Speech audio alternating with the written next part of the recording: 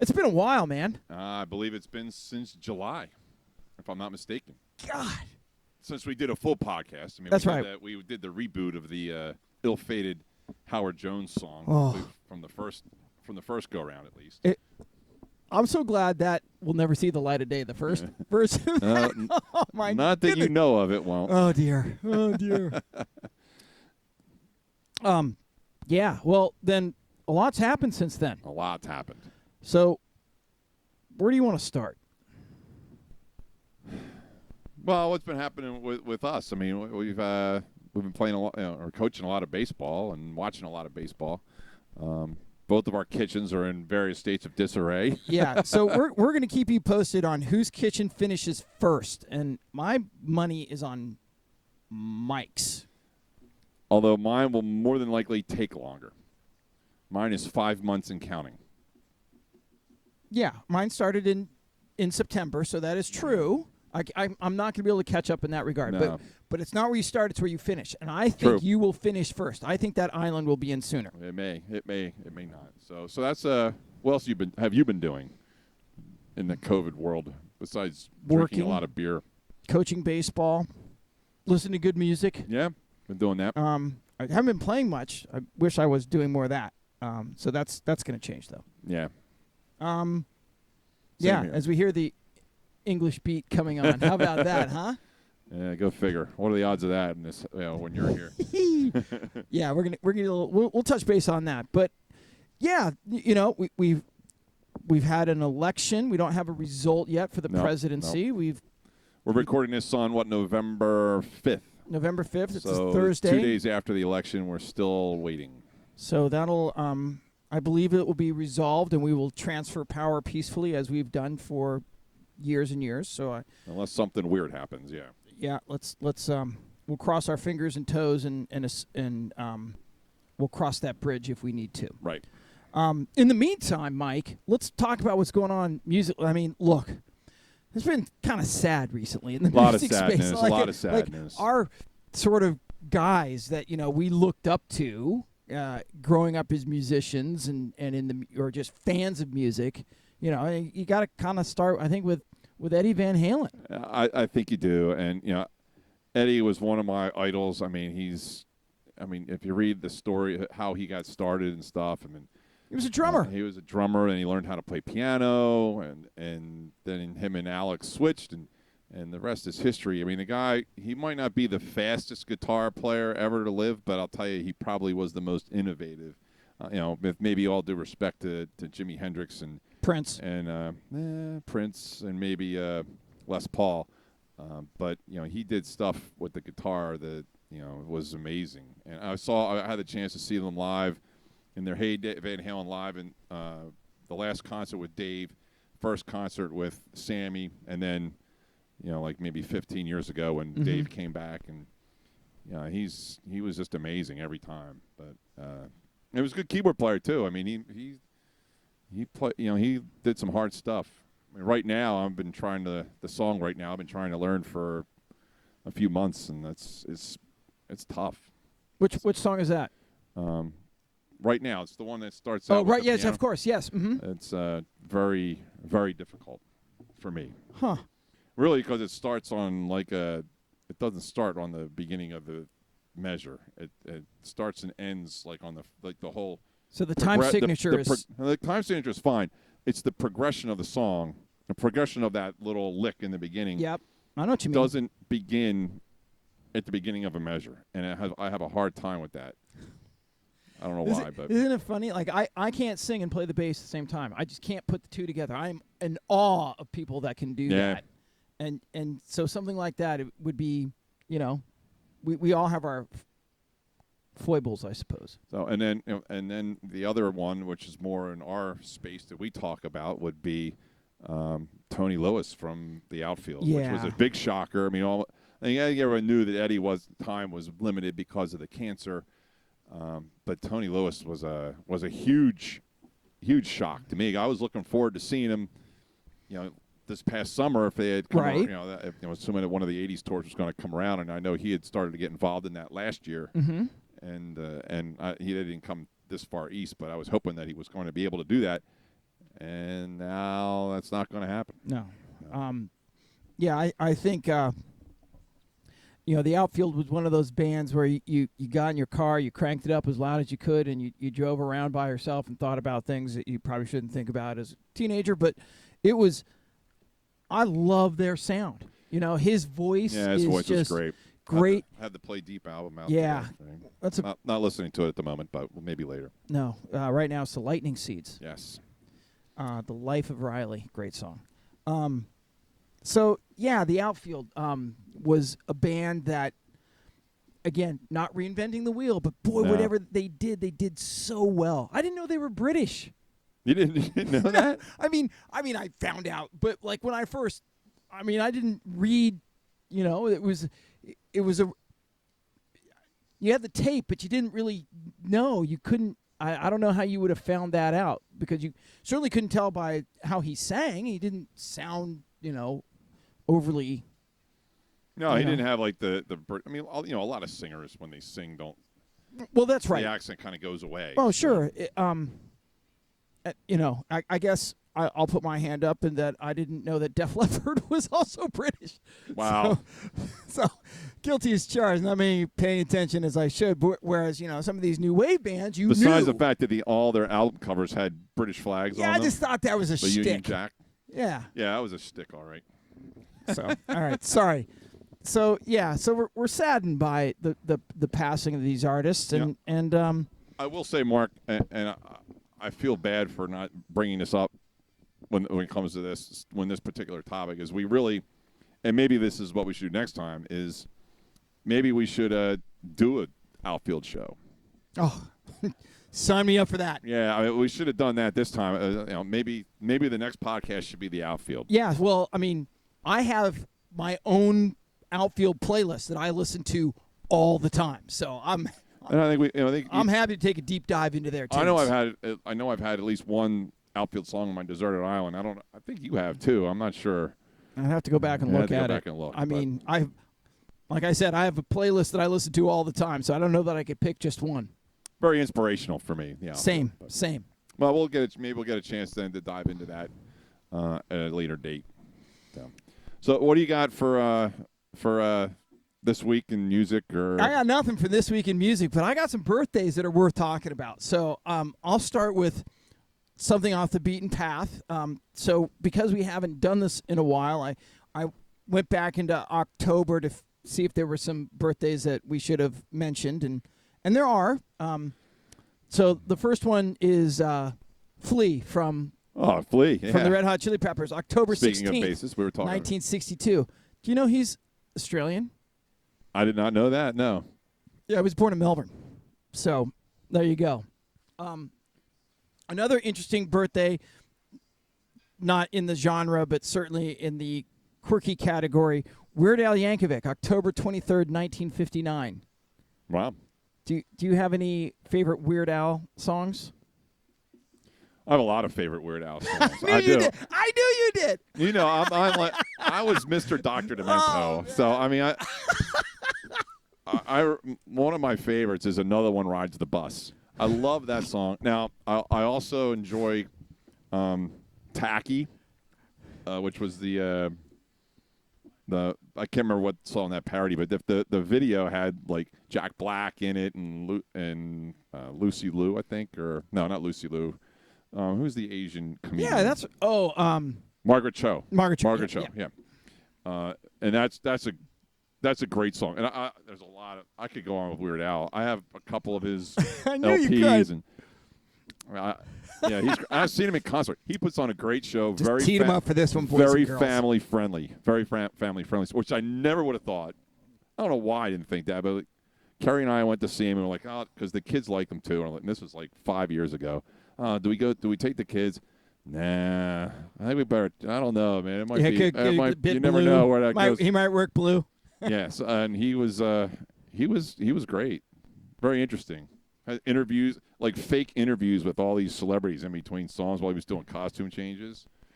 Like he would ask a question, and the celebrity would answer the question, but it was like it wasn't It was in parody? It wasn't him asking the question. It was somebody else asking a different question that was somewhat backwards related to what he was asking. So it was really funny. The answers got to be funny. I remember Morgan Freeman was one. That was really funny. And I don't remember what the questions were, but it was a great show. So I'm sorry. No. I knew I teed you up for that one. So you did. Okay, so I've got another one that precedes the show, November 3rd, 1954, Stuart Leslie Goddard. Do you know who he is? Obviously, he has a stage name. I'm thinking The Police, but... No, that would be... Stuart Copeland. Stuart Copeland, and what is Sting's real name? I don't remember. Aaron or Adam? No. But Adam is you now are on the right track. Adam Ant? Adam Ant. Oh, right. yes. November 3rd, 1950, Stuart Leslie Goddard, a.k.a. Adam Ant. Wow. So still rocking. Acting, putting out songs, very, very talented. What was his acting credit? Wasn't he like a bad guy in some horror movie? Yeah. A quasi-horror movie? I couldn't tell you which one, but sure, why not? I want to say Trick or Treat, but I don't think it was that. Gordon Sumner is Sting. Okay, Gordon Sumner. Okay, that was close. Aaron Gordon. Yeah. Aaron Gordon. So November 5th, someone who's come and gone to God is Rob Fisher, who you would know as one of the founding members of the band Naked Eyes, who died on the 25th of August, 1999. So, and look, Naked Eyes is another one of those quiet performing bands. Really, like if you listen to their stuff, you're like, wow, they had some stuff going on. But yeah, I think gone obviously before his time. And then the last birthday I have is today, November 5th, 1957. The lead singer for A Flock of Seagulls, Mike Score. Yep, I had that one too. So yeah, he's still rocking it out too. Is he really? He still is. Yep. He's pretty bald though. I remember that. So I went and saw A Flock of Seagulls down in Washington D.C. in the late '90s, mid '90s, and because you're so used to the look, right? And then he shows up and he doesn't have that look so much anymore.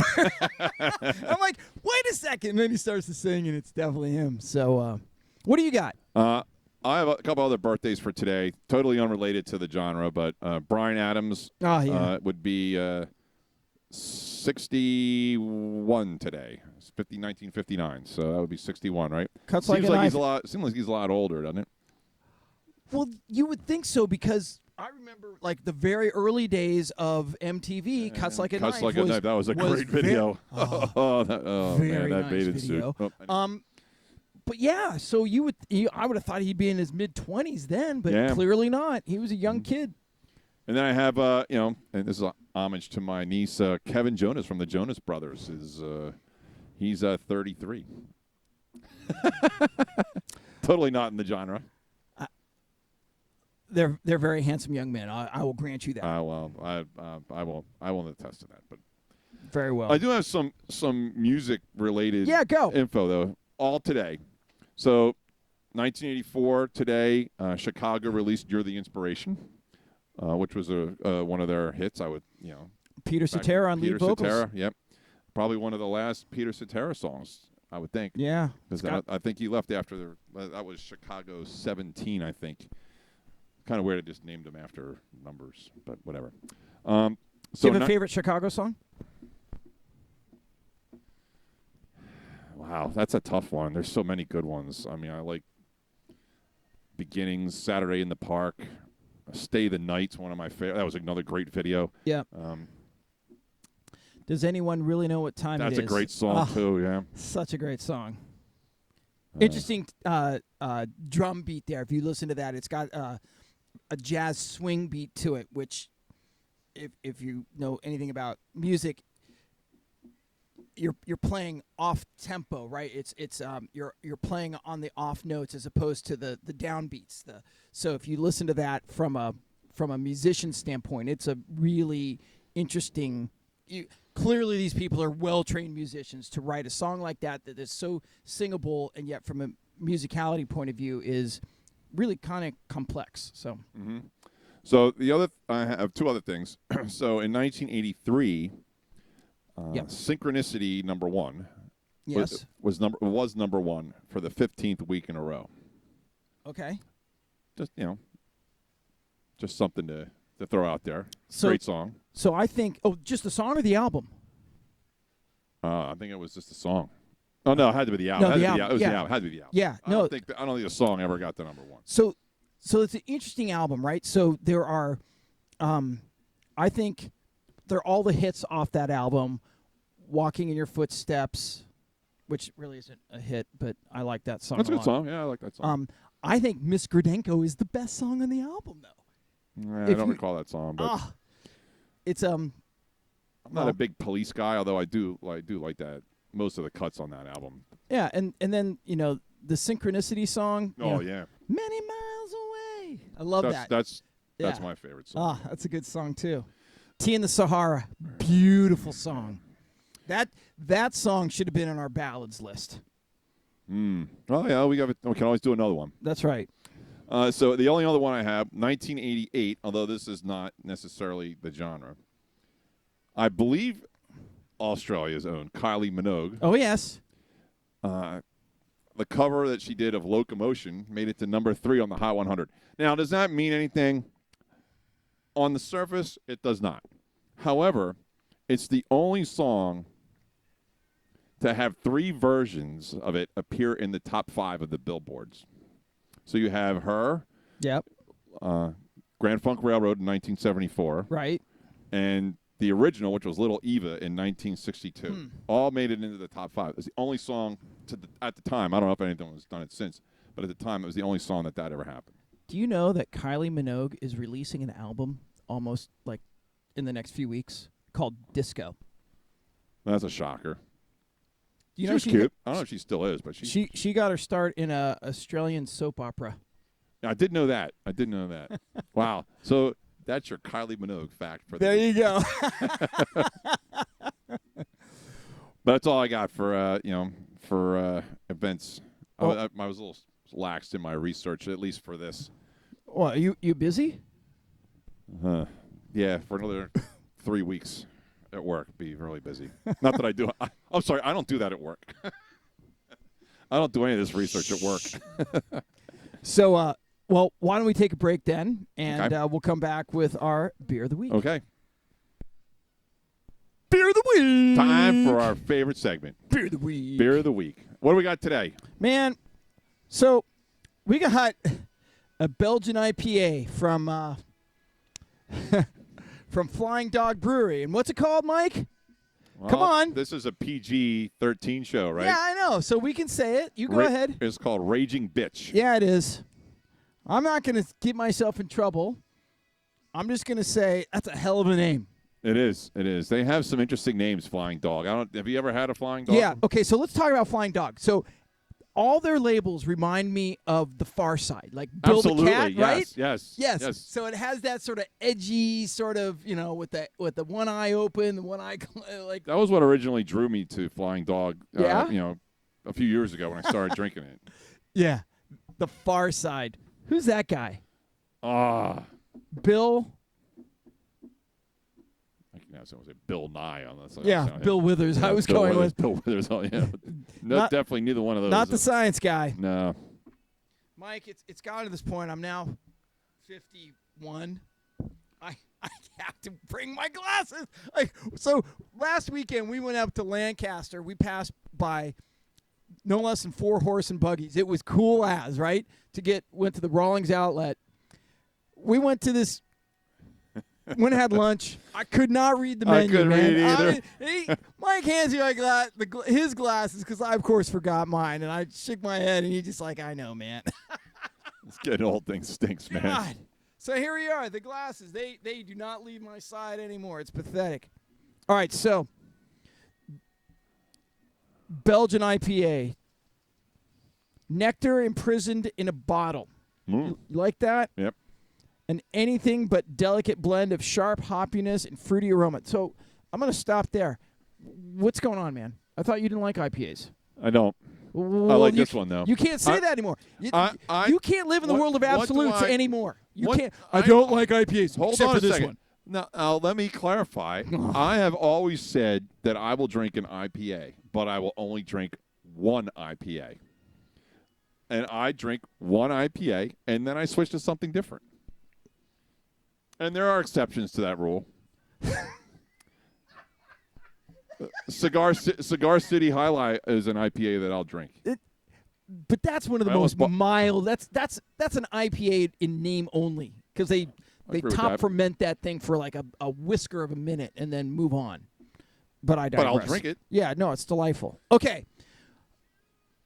This beer is a life-changing backyard knife fight for your palate. Who writes this stuff? This is great. Once you've had a raging bitch, everything else pales in comparison. Fermented with a volcano-like Belgian yeast strain called El Diablo, Raging Bitch earned its polarizing name from the aggressively active nature of the yeast, unleashed, untamed, unbridled. Okay, I'm going to stop there.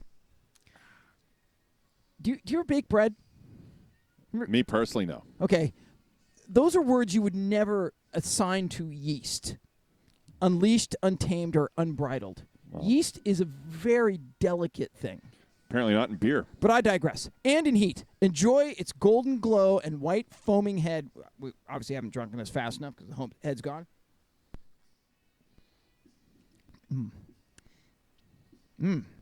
Alongside bold flavors like spicy barbecue wings, blue cheese salads, or that bag of family-size Cool Ranch Doritos you've been going to destroy later while binge-watching Netflix. A tip of the cap to whoever writes this. I mean, that's some pretty good prose right there. I'll grant you that. How do you like the beer? I like it. I mean, it's not exceedingly harsh, which is what steers me away from IPAs for the most part, and what makes me only want to drink one. This is a little smoother for me. So I'm going to say this is lightly hopped as far as IPAs go, but it does have that texture of a Belgian IPA, that kind of champagne-y finish. So it's not like the key word for me, Mark, when it comes to IPAs is the word you said right before that, which trumps everything for me, and that's Belgian. I love anything related to Belgian beer. Yeah. Even if this isn't brewed in Belgium. It is in that It's in that vein. Yeah. Maybe that's where we should go. When we can get out of quarantine, like by being in the United States, would you go to Belgium and just do a beer thing? That's what I did on my honeymoon. You went to Belgium? I didn't go to Belgium. I did the beer thing in Germany. Oh, well, that's, yeah. But hey, I'd be happy to sample the Belgian beers and compare. You and me both. Belgium. What else comes from Belgium besides beer? I don't know. Name me a city in Belgium. Brussels. Yeah, I knew you'd get that. Okay, so. Home of the Sprouts, right? The Sprouts, that's right. So we talked about Flying Dog being really interesting artistically. Where are they? So, George Stranahan, a PhD in physics, founder of the Aspen Center for Physics, professional photographer, writer, led the expedition to the summit of K2 in 1983 to age 52. In 1990, George opened a brew pub in Woody Creek, Colorado, with Richard McIntyre, a man who continues to be well ahead of his time. And yeah, that's these guys. They're Colorado. So Colorado knows how to brew beer. Yeah. Hey, New Jersey is now letting people smoke weed recreationally. How do you feel about that? It doesn't affect me either way, but I know a lot of people are really happy about that. I'm weed agnostic, I think. You know, God bless you if you want to do it, but it's not my thing. Ditto. I'm probably the same way. So, yeah, so we like their Gonzo meets beer. Hunter S. Thompson sort of flavor to the art that they bring, but they're damn good brewers. Oh, absolutely. I mean, I've had, they do I was actually going to, they have a blood orange IPA I was actually going to pick up. I've had that before. It's really good. I can't remember the name of it though, but well, I think Raging Bitch gets our seal of approval. Oh, absolutely, without a doubt. And is it the Double IPA? The Snake Dog IPA? No. Thunder Peel? I'll bet you that's it. That must be it. I don't know. Thunder Peel, Hazy India Pale. Man, these guys, they do like their IPAs. Well, God bless them. The Tonewood of Colorado, I guess. Must be. Well, or maybe Tonewood is the flying dog of New Jersey. That's right. So if you want to send us a beer, we'll review it. Please, we'd be happy to review it. We've had a few people send us beer we've reviewed. Put it to you this way: if you're on the show, we like your beer. Absolutely. We don't go, hey, this beer sucks. God, I will say we have done that once. We almost got to that point, but calmer heads prevailed. Calmer right? heads prevailed. That's right. That's right. Yep. So email us if you want to get in touch with us. That's the glass. Yes, to Stephanie Wilson, another fantastic beer enjoyed in your lovely gift there. So, and then another shout out to the Richmond Tigers for another fantastic triumph on the pitch up into the Gold Coast, back-to-back premierships for the side. Well done, boys. All right, so we'll be back with our topic today. We have never even said what the topic is today. No, we glazed right over that, so, which is 1985. So Mike's graduation, high school year. My high school graduation year. We will talk about lots of my high school memories. A multitude of songs. All right, we'll be back in a minute. Right on. 1985, Mike. What do you remember about that? I remember I graduated from high school. From Holy Cross and then went to go get holier down at the Catholic at University Kua, of America, living in Spalding. No, I was a Regan guy, playing basketball in the House of Apathy. The House of Apathy. Well, the Dufour Center. Yes, the Dufour Center. The House of Apathy. Tryouts were not in the House of Apathy. The House of Apathy didn't open until after tryouts. Believe it or not, like right after tryouts. They had the gym that was right by the engineering building. Yep, sort of down the hill there. Yeah, down the hill. Yep. Yeah.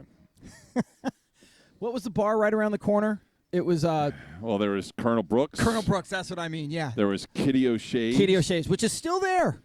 It's not called Kitty O'Shea's any longer. Oh. No. It's called something else. And then there was Kerry the Dairies, which had a joust video game, which we used to go and do shots. Joust.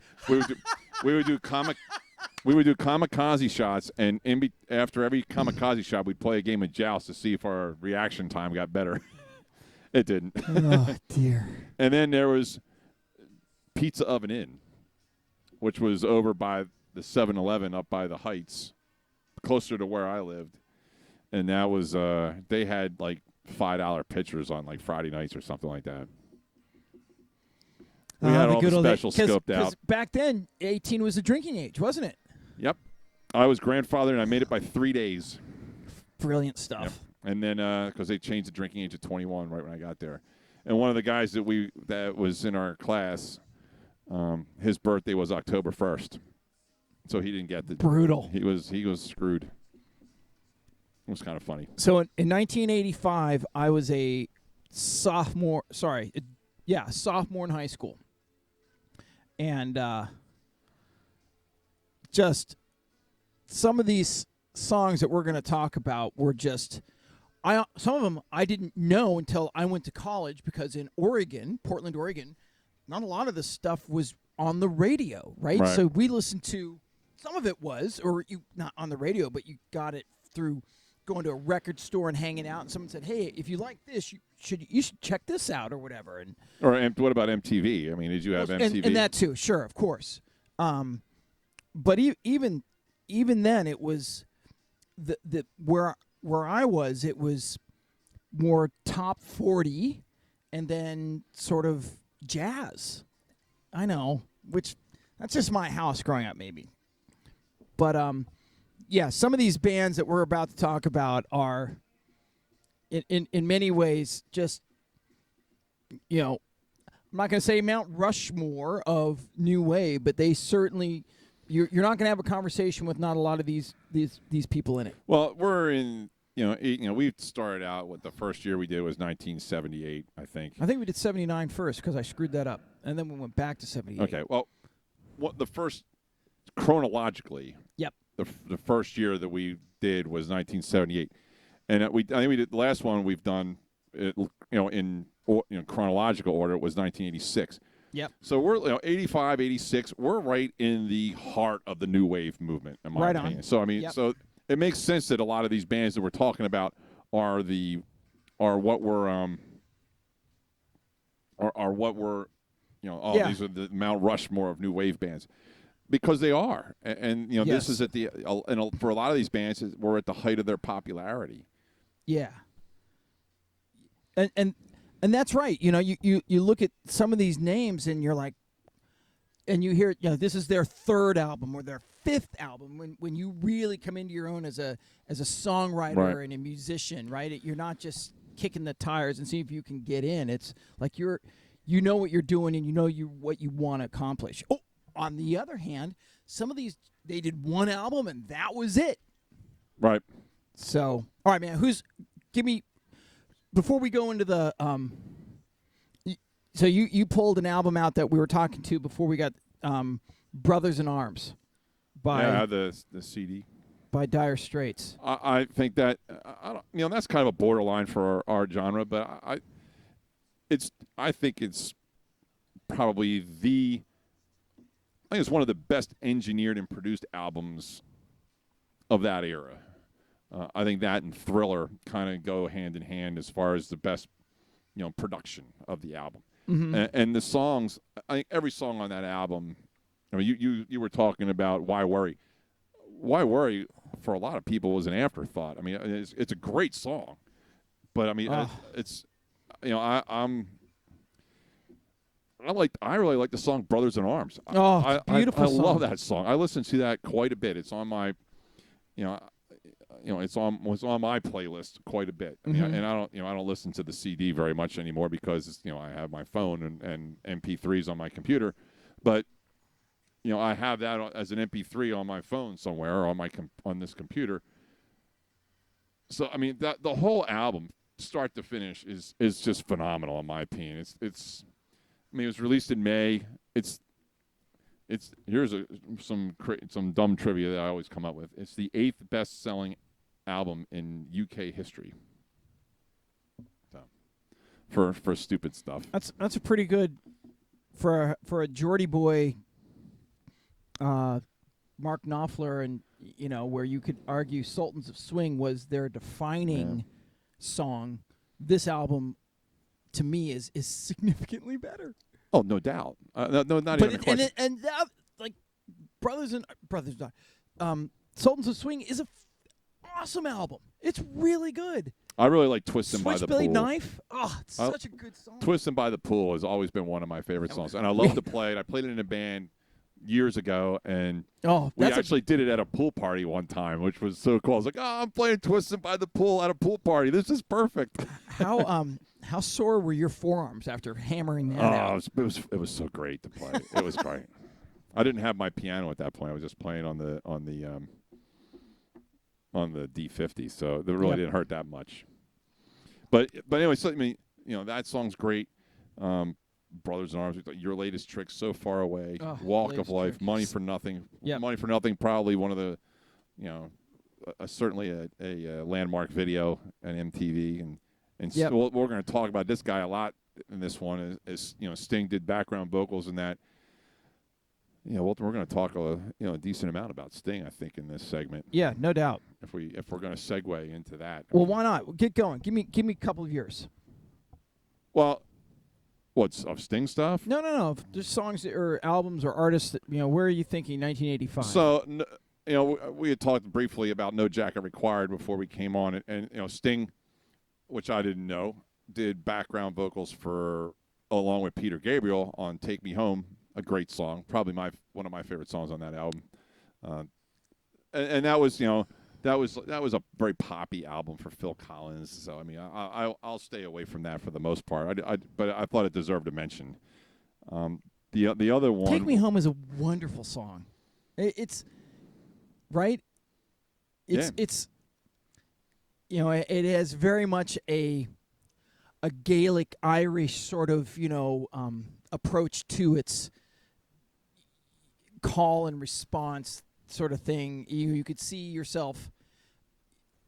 Well, I can't see myself, but you could see where if you were singing it in a place where you got echo, that it would really, and so singing it outside in a valley would be really cool, But yeah, Phil Collins is an incredibly talented musician, I think. So staying with Sting, his first solo album came out in 1985, and that was "Dream of the Blue Turtles." As we've talked about, the Police aren't my thing, and Sting isn't my favorite guy in the world, but I really respect this album. I really like "Fortress Around Your Heart" is a great song. "If You Love Somebody, Set Them Free" was like the first release from that, and then that's a cool video the one too. song that's kind of like was it Russians or something? It was kind of a more almost spoken. In Europe and America, there's a growing feeling of hysteria. Yeah, I thought that song was really, really a really powerful song for the time. Yeah, it had that sort of like a dirge, a marching sort of song where it really did capture that Cold War feel to it, even though it's sort of a bit removed from that time. It's 1985, so you're 5 years removed from that. But so he charted pretty well with that album too. I mean, it was number 3 in the UK, number 2 here in the States. So I mean, he did. I mean, that album did quite well for him. Yep. And I don't recall. I know we talked a little bit about it. I don't recall the videos being that great. I mean, like they weren't like crazy videos or anything. No, that. They were pretty. In because you did have videos that were going all the way off the rails at that stage. As I recall, "If You Love Someone, Set Them Free" was basically a concert video spliced with some other sort of individual looking musicians, right? Because he got a bunch of session musicians to record that album with him, and then they toured with it as well. So after that, which is they Bring On the Night was the double album that came out after that when they supported really good live album. Wow, so good. So what do you got? I mean, so that's enough about I still have a lot more, but yeah. So I'll start from the top. I think 1985 was in many ways for the new wave genre a banner year. So The Cure released "The Head on the Door," which is a some would argue maybe their best album. What songs are on that album? What's the song that our viewing audience would know? Our viewers, well, certainly they would know "In Between Days" and "Close to Me" are the two. "A Night Like This" is also on that, and "Sinking." Was their 6th album in 1985. The Cure, Rob Smith's 6th album with The Cure. So, yeah, no, I think it's just of the new wave. If you really want to drill down and have a very narrow glide path to that, that's an unbelievable album relative to that. And then the next one that would come back after that would be "Low Life" from New Order. So "The Perfect Kiss." It's a great song. Oh, such a good song. "Subculture" is also off that album. And then the Smiths, which I'm not a Smiths guy because me neither. But "How Soon Is Now," which is a great song, was a B-side. That was a B-side? B-side. It actually wasn't on that actual album. It was a B-side. Didn't even make whoever put that together, which was the Smiths, by the way. They were producers. Had it as a throwaway song. And that whole, the setup for that song is just amazing relative to, you hadn't heard anything like that with the vibe of that song, the pushback of how the the beat is driven by that guitar and that's and a the really reverb there. That's a really cool song. It's awesome, right? So those are, so you have that. You have if you want to go to the more frou-frou side of it, OMD Crush, Orchestral Maneuvers in the Dark, So in Love and Secret were off that album, 1985. Big Audio Dynamite came out with their first with Mick Jones. This is Big Audio Dynamite. Grunt, we've talked about this before. You'd never heard anything like that before when it came out, right? And even with bands like The Cure and New Order, what Mick Jones did with the sampling of movies and different sort of was not, I don't think anybody had ever done that before. So that was really interesting to me. Again, Scruti Politti came out with Cupid and Psych 1980 or Psych 85. I can remember walking into the gym as a junior and hearing Perfect Way and thinking, that beginning is so awesome. That's an American band. They're primarily African American, and I love their sound. Instead, Graham Garthwaite is he's like the Rick Ocasek of London, right? He's 6'6", he's got ginger red hair and a beard, and he's skinny as, and you would never say that what comes out of his mouth is the same. It was amazing to me to hear that. So, and then when you head down to L.A. and you get the L.A. new wave sort of thing. So, Dead Man's Party, Oingo Boingo, 1985, Danny Elfman doing his thing, right? So, Only a Lad a year and a half earlier, and then came back with that. So, Dead Man's Party, Weird Science, all those sort of quirky. Very quirky. But awesome at the same really, time. Obviously, if you had said back then, hey, guess what this guy's going to do later, you would have been like, yeah, whatever, pull the other one. But, so, all right, so I'll take a break. What else do you have? So I know, we talked about this before we came back on, and that was Songs from the Big Chair by Tears for Fears. Right. So I know you say not your favorite album, but there's some songs on the album. I mean, everybody knows Shout, and everybody wants to rule the world, Head Over Heels. It's those second-tier songs that really drive me on that album. That's The Working Hour, I Believe, Mother's Talk. I really love those songs. I mean, the first album had Change, which is one of my favorite Tears for Fears songs, but I really like those tunes as well. Yep. Talking Heads, Little Creatures. Oh, yeah, such a good album. That's a really good album. And She Was, Road to Nowhere. That was their 6th studio album, which is, I thought that was a low number because I always equate them with like the 70s.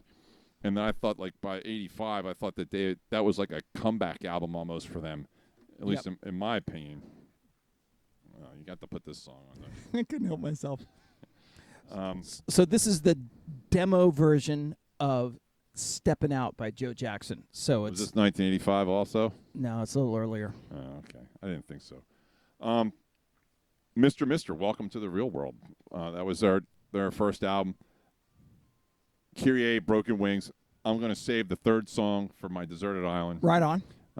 You probably know what the song is. But it's the other song that they released. What else do I have? I have I hate to do this, but I'm going to pop it out. Madonna, Like a Virgin, was that year? Yeah, it was too. Not necessarily the genre. Not the genre. But not to throw cold water on that, but we also had mentioned In Excess, Listen Like Thieves came out that year. Oh yeah. But that's the genre. That's our In Excess is what we talk about. Madonna's not. Although I have no idea. I think I've told you this story that sometime early that year or right before the year before. Remember, I was already quote retired at Holiday Village, so it must have been like February of '85. Right on. I saw an ad in it was a Philly City paper, one of those type of publications that a New York female artist was looking for a keyboard player for a national tour. And I was like, I need to go up there and audition. Now, I was not in a position that I would have done well at an audition. I was 17 years old at the time. Yeah, but you had the look. You had business in the front. Not at the party time. in the back. At the time, I did. Oh, all right. But yeah, if I did, different story. I always wonder if that was Madonna looking for a band to go out on the Like a Virgin tour. I always thought that. Wow. It probably wasn't, but you never know. So also, Wham! Make It Big was that year. Yep. That had a lot of good stuff on it. Careless Whisper, Wake Me Up Before You Go, Everything She Wants. And I didn't realize that was their second album. Their first album, I guess, is the one that had Club Tropicana on it. I can't remember the name of it. What else do we have? Arcadia's album was out in '85. Yep. I know we've talked about Arcadia. The Cult had an album. The one with She Sells Sanctuary. Yep. And, we talked a little about before we came on about Power Station. That was there. That album came out. Some Like It Hot, Get It On. And last two albums I'll mention. Dreamin' to Action by Howard Jones, which is one of my favorite. We've covered that. Yeah, we've covered that ad nauseum. And covered it. Yeah, yes. And we covered it last time, which was great. And How to Be a Zillionaire by ABC. I still have a soft spot in my heart for ABC. I know you like them, but it's more, you call it blue-eyed soul more so than new wave. You're probably right, but it's still a great album. I mean, it's not as popular as Alphabet City was. There was still some good tunes in that. Sure. Be Near Me, which is my favorite ABC song. Ocean Blue, which is really good. How to Be a Millionaire. So. And I have one more album, but I'm going to save it for my Deserted Island. So that Cult album is called Love, by the way, I should say. And, really, really good album. So I'll throw a couple more things at you. That was 1985 was a great year for movie soundtracks, and particularly movies that picked up this sort of, To Live and Die in L.A. Oh, yeah. I forgot about that Wang one. Chung.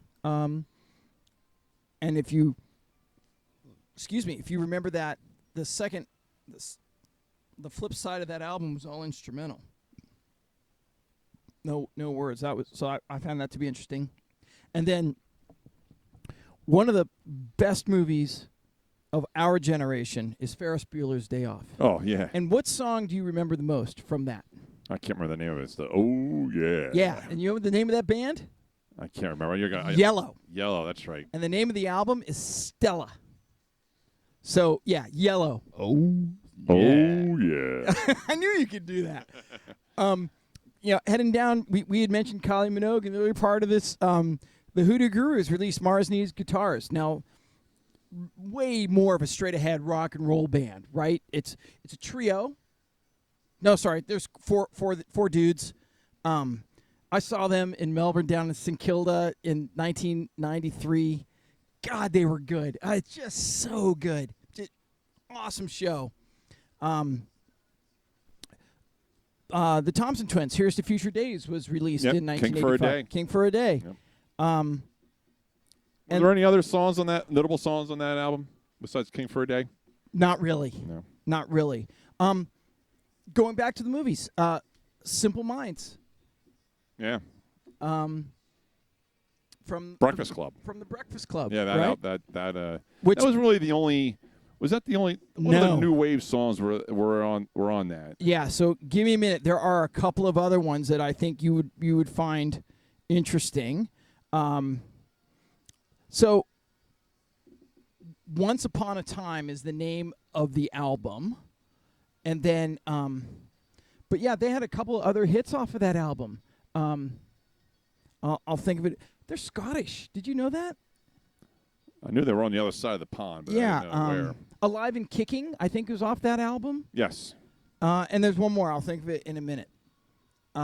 So you don't realize how many good songs Simple Minds had, and songs that, and maybe the good songs maybe isn't the word, because they have a lot of good songs, but songs that when you hear them on the radio, like, yeah, that's right, that's Simple Minds. That's a really good song. I think Love Song is it's a powerful, straight ahead, great song, right? I mean that could, if you were a basketball team, you're getting revved up and the lights dimmed and they started playing that with the thump on the 2 and the 4, you're like, yeah, let's go. Everybody equates Simple Minds with "Don't You Forget About Me," but there's so much more than that. Agreed. Yeah. I mean, that I don't. To tell you the truth, I don't really like that song. I like it. I mean, okay. If I'm going to rank Simple Minds songs, is it in my top 10? Yes. Is it in my top 5? Probably not. Don't ask me to name my top 5 Simple Minds songs. What are your top 5 Simple Minds songs? But I get your point, right? It is, they beat it to an inch of its life. Right, and I have a problem with stuff like that. I think that's the issue, that it doesn't give Simple Minds enough of a, hey, we're more than just, like, Joe Jackson is more than stepping out, and Simple Minds is way more than Don't You Forget About Me. Yeah. I mean, and from memory, that's not even their song. They were given it to do, and like, yeah, okay, we'll do it, whatever, and we'll move on. And then it obviously blows up with the movie. So I got one more movie song for you. Okay, what do you got? Slave to Love by Brian Ferry. What movie is that from? 9.5 Weeks. No? I don't remember the song. I remember the movie. Well, I remember the movie quite well. So that movie had the Joe Cocker song "You Can Leave Your Hat On" as well. Yes. But Brian Ferry's "Slave to Love" was the other, like, wow, that's pretty meaningful. Now there are a couple of other bands that I'm holding back because they're on my deserted desert island. So I'm looking forward to having. But well, I think there's a couple of other songs we need to mention. Maybe not albums, but "Take on Me" by Aha which we've mentioned ad nauseum, like early on in the podcasts. But I mean, that was 1985. Well, we forgot to mention the Dream Academy. Dream Academy. We were talking about that. Life in the Northern Town. That's a great song. Like, how many songs in the new wave genre do you know that feature an oboe? Not many. Not too many. And I think that's my wife's favorite new wave song. Is it really? I think so. Yeah. It's a Minnesota thing. The Hit Parade is another good song off that album. It's an interesting album. They had 2 other albums, I think, from memory, that if you like the Dream Academy, you're probably inclined to listen to that. But if you're just a casual listener of that mute, you'd be like, eh. But yeah, Life in a Northern Town rather, is a really interesting song. It's a departure from most of that other stuff. Yeah. A couple of the songs, "Raspberry Beret" by Prince. Yeah. Was them. "We Care a Lot," "Faith No More." Don't forget that. Oh, I love "Faith No More." "Rock Me Amadeus" by Falco. That's right. So you're a West Coast guy. Do you remember Rick Dees? Oh, of course. Do you remember "Eat Me I'm a Danish," which was the parody of "Rock Me Amadeus"? I have it on an LP over there. I could play it for you at one point. It's like 30 seconds long. We'll do a Weird Al hour, and you can play it then. But it's not Weird Al. Well, it's Rick Dees. It's in the same sort of. It's on the same album as Disco Duck, I'll have you know. Disco Duck, of course. Camper Van Beethoven. No? Yeah. Okay. And Eurythmics, "Be Yourself Tonight." Yeah, Eurythmics are great. "We Are the World." That's some song. I remember.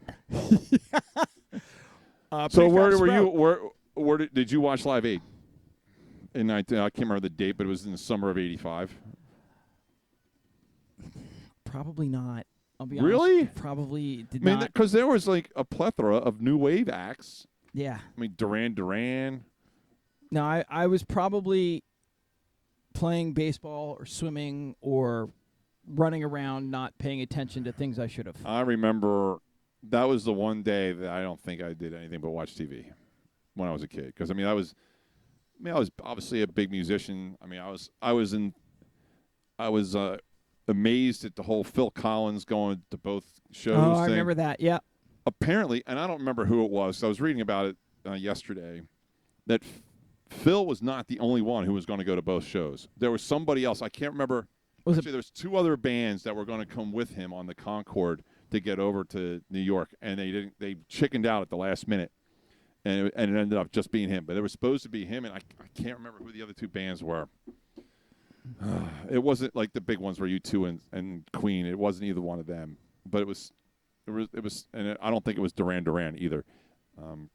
I can't remember who it was. Was it the Boomtown Rats? Would Bob Geldof have done that? He might have done it anyway, because he was involved. He was big time involved in that whole thing. But I couldn't tell you who it was. But there's something I remember there was like Phil Collins was the only one who got on the plane. Huh. He's an impressive guy. There's no doubt about that. Yeah, him and what's the other guy? They're coming. Genesis is reuniting for another tour, supposedly this summer. Yeah, didn't you say like his son is the drummer now? Yes, I guess Chester is probably too old to drum too. So. I would think so. Chester's I mean, dude. it's pretty impressive. All right. So that's all I got for. I still have a few other things, but I'm going to save them for my deserted island. All right. Well, why don't we take a break? We'll get ready for that segment, and we'll be right back. So we're listening to one of my deserted island songs. Yeah. All right. So you have to go because this is great. I have to go. So we talked extensively about this band, and I think both of us were listening to this song today. Yes. As it is. And it's certainly one of the more obscure songs that I'll come up with. But Not I love to me. this song. It's China Crisis, King in a Catholic Style. It's from their 1985 album, Flaunt the Imperfection. So we were talking about these guys, and I've seen them twice live. I saw them once open for Men Without Hats in a small venue over by Drexel University, and then I saw them once open up for a multitude of bands on one of those 80s tours over at the Keswick in Glenside. It's amazing. This is a great song, first of all, and yeah. I love the fluty sounds and it's just a cool sound. I love this guy's voice. He's very ethereal. It's very great. Pleasant to listen to. Oh yeah. He's a little strange on stage, and it's actually in a good way. He's very personable on stage. He definitely commands the room, which is something that I like in a lead guy. And the guitarist is really good. Nothing special, but he augments the sound. But this band has a cult following here in the States. Yeah. So when I saw them it was like one of those 80s tours with the same people the same guy who the tour that we went to see. Yeah, Futurama or whatever they're called. Yeah. Retro Futura tour. That was what it was. Right. So Futurama's every time, animated all the time on their Adult Facebook Swim page. He always posts stuff, and they're like, okay, we're going to get a tour together. And I'd say there's at least 50 people post, is China Crisis on the tour this year? Is China Crisis on the tour this year? And I had never even heard of China Crisis until I saw them open for Men Without Hats. And I was like, wow, these guys are pretty good. Yeah, they are. Let me listen to some of this stuff. And I was like, I was probably 10 years ago at this point. And I was, man, this is some good stuff. And they're just a fun band. Now, did you know that the guitarist for Steely Dan, the original guitarist for Walter Steely Becker Dan, was the producer. Was their producer. Yeah. He's actually credited with being a founding member of the band. Which he's not, He's of course. not, but he produced this album. Yeah, and when you learn that, you can hear his influence in the albums that he's produced for them. Right. So yeah, I did know that. So I always like to throw in at least one song that that's a little off the beaten track. That a lot of the people that watch this podcast or are into the popular stuff, may not know. And this is one of those songs. If you have a chance to see them live, do it because they're not. There's no pyrotechnics and all that. Just the music is really good. They're tight. They've been doing this for a long time. Yeah, they're great musicians. They always have new material. And the other thing is, like I don't remember when I saw them in the Keswick, but when we saw them at Drexel, they came out in the crowd to listen to Men Without Hats. They were mingling. I mean, and I don't mean like stepped off to the side. They were in the crowd, like watching Men Without Hats with us. I could have gone up and talked to them and had no problems with it at all. And they were just cool dudes. Yeah, that's neat. You like to hear that. Yeah. So that's one. I was going to be my third one, but now it's my first one. What happens while you're making other plans, Mike? Yeah, I guess so. So my second song is Tears for Fears, The Working Hour, which we already talked about songs from the Big Chair. It's from that album. I could have, and I'm sure a lot of people would have picked other songs from this album. Everybody Wants to Rule the World or something like that. But Shout. But I really like this Let song. It All Out. Yeah. These Are the Things. I can do without. Come on. I'm talking to you. Come on. I love the monkey, though. In Violent Times. Yeah. All right, enough of that. Okay. So this Working Hour is not released in the U.S., but I think musically it's the best song on the album. And I'd agree with that. As a musician, I will gravitate towards things like that. And it really is a precursor to sowing the seeds of love. Yes. That up, right? Big time. Because you can see there's multiple time changes and key changes and so forth, and starts with that saxophone and gets into I love that saxophone. Right? And you can hear where they were going, right? And, I mean, I like when Roland left Tears for Fears, and he did more. He was still Tears for Fears, but did Prince Raoul or something like that. Yeah. That's a good that's a good song too. Woohoo! But you can sort of see that the influences of where they were going is really delineated in that song. Oh, it's a great song. It's not my first Tears for Fears song on the deserted island, and it probably this certainly won't be my last either. I mean, I could put a lot of Tears for Fears stuff on here, and I continue, and I haven't done any popular stuff, and I like the pop stuff just as much as I like this kind of thing. Sure. Okay, so my third song is Mr. Mister. We talked about Mr. Mister earlier. It's not Kyrie or Broken Wings. It's Is It Love, which is a little more, as you call it, Paula Abdulish. Well, if you listen to the I'm song, not going to argue with you. I think you're right. I mean, there are similarities in the musicianship. I mean, obviously not in the singing, but the song itself. It's definitely got like a good funky drum beat. Mm-hmm. And it's got a lot of keys, which I like. I mean, it was a pop song. I mean, I don't know if it charted or anything like that, but I really like the beat to it, and it certainly doesn't take away from the other two songs on the album. But so I got to bring this up because I lost my spot. My screensaver kicked in. So Richard Page, the bass player, he's the guy he's the vocalist, and as right. you say, it's tough to how you do both. I don't know. I don't know. So I've seen him live with Ringo Starr, which he does the Broken Wings and Kyrie. He's very good. He's a very good bass player, and he can sing too. And he was very good live. And the whole Ringo Starr and his all-star band. I highly recommend going to see it if you get a chance. I don't know how much longer Ringo's going to be able to do it, so go see it while you can. Well, it's a high-priced ticket, but it is well worth it. You think? Oh yeah, of course it was even more worth it to me because I went for nothing. But my sister knew the promoter, so we I remember you saying that. But Richard Page, right before this album came out, he was offered 2 jobs. One as the replacement for Bobby Kimball in Toto, and the other was to replace Peter. Toto, low-achieving band, by the way. Really low, very low, yeah. Murmur. I can't stand Toto. That's a lie. I love Toto.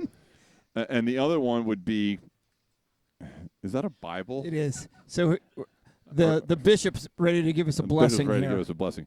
The other one was he was asked to replace Peter Cetera in Chicago.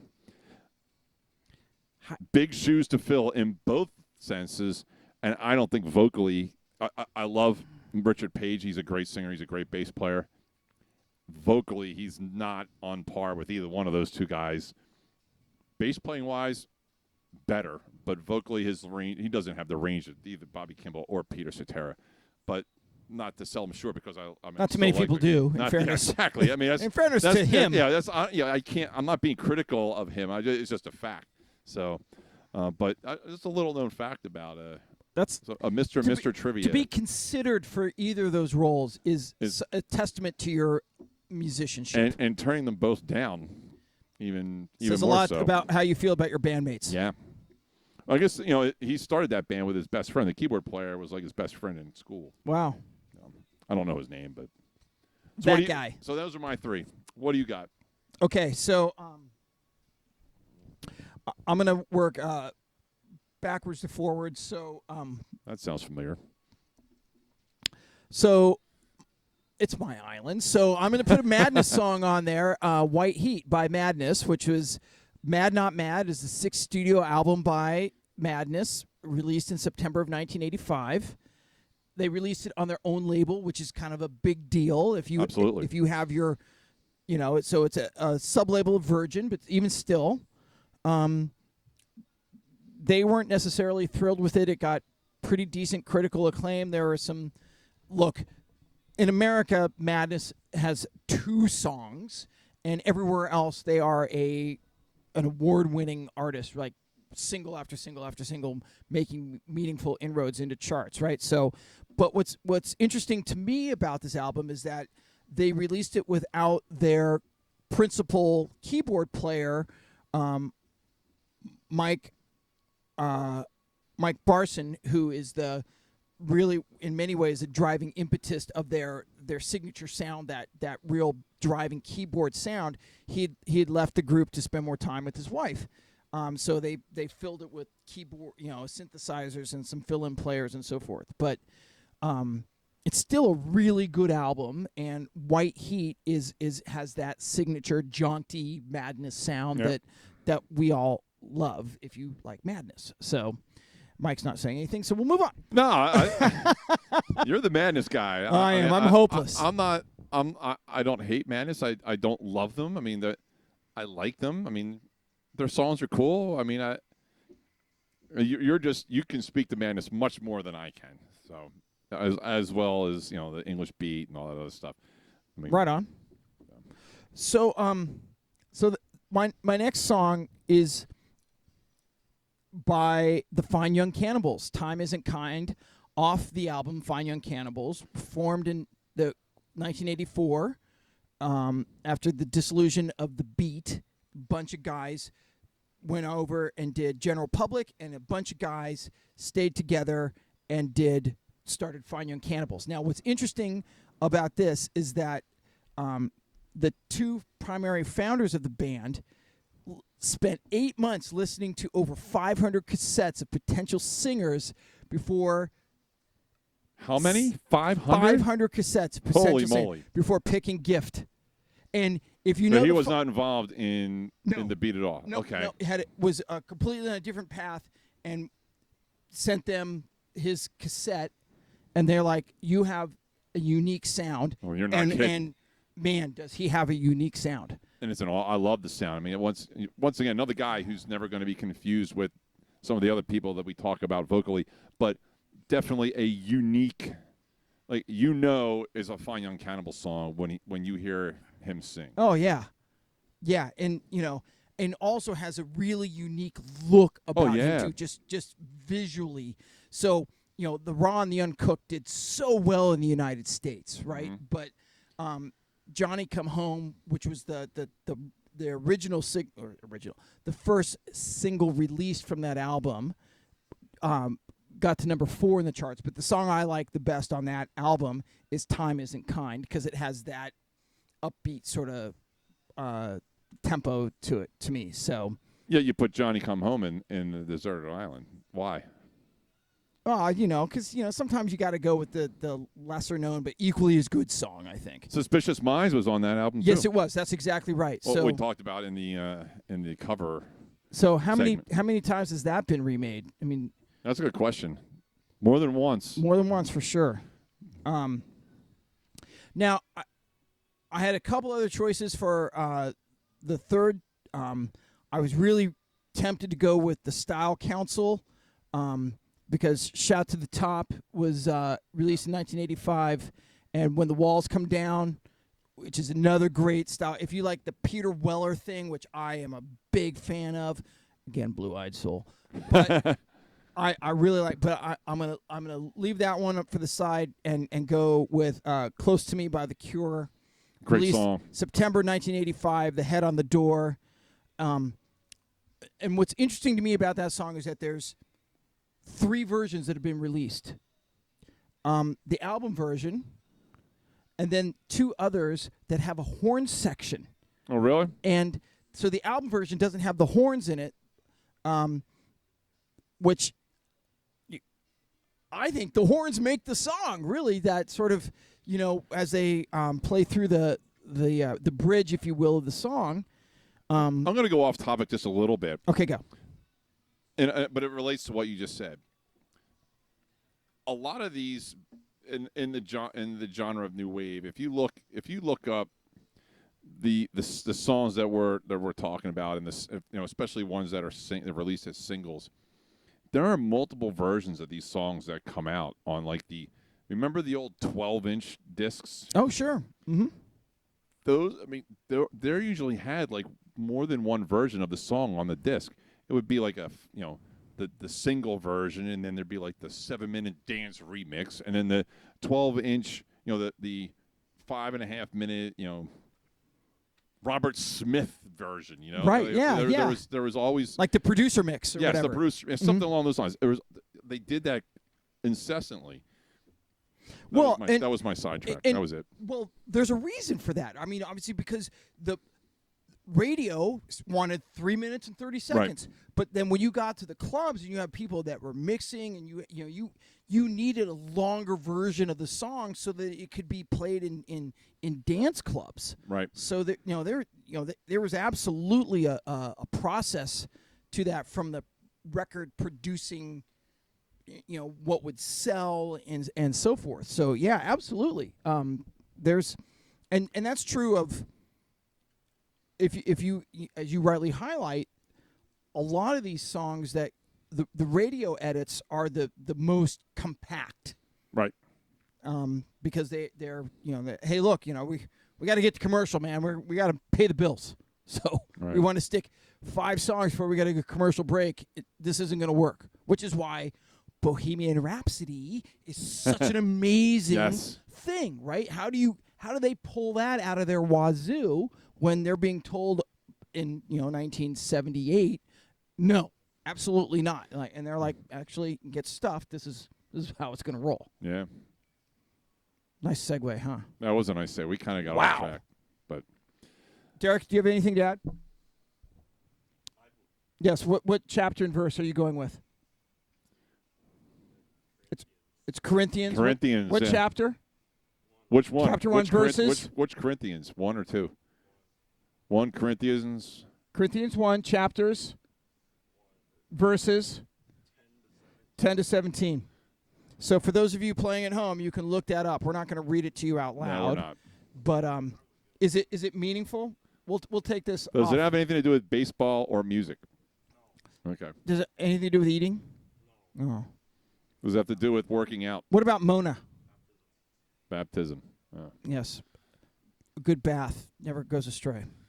All right, so that pretty much wraps up, I think, our show for this week. Email us if you have anything you want us to talk about, or you want to give us your deserted island. Email us, like us on Facebook, subscribe to our YouTube channel. Hopefully we have some new software we're using today. The Water Boys. Forgot about them. Yeah, we did. Why? Were we supposed to bring that up? 1985. Well, we can bring them up. Maybe next time. Okay. So that's it. We'll see you next time. Drink heavily, drink safely, be safe in the COVID. Be safe. And we'll see you next time. Do the right thing. And then do the next right thing. Right. Cheers, Mikey. Cheers.